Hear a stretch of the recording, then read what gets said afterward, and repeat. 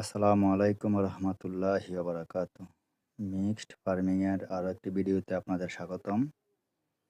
আজকে আপনাদের দেখাবো কলা গাছ রোপণ পদ্ধতি। এই যে কলা গাছ রোপণ করতেছি।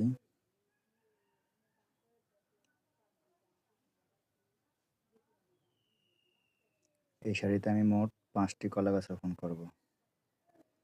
আপনারা আপনাদের বাড়ির আঙ্গিনায় বা যে কোনো স্থানেই কলা গাছ লাগাতে পারেন।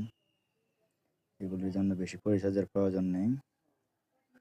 মোটামুটি রোদ হোক ছায়া হোক সকল স্থানেই কলা উৎপাদন করতে পারবেন।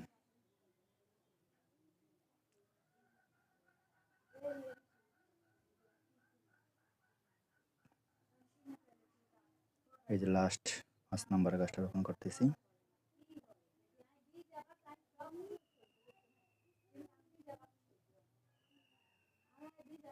এই যে এখন পানি দিতেছি কলা গাছে। প্রথমে একটু পানি দিলাম, পরবর্তীতে আপনার না দিলেও চলবে। তো আজকের মতো এখানেই শেষ করছি। আসসালামু আলাইকুম রহমতুল্লাহি ওয়া বারাকাতুহু।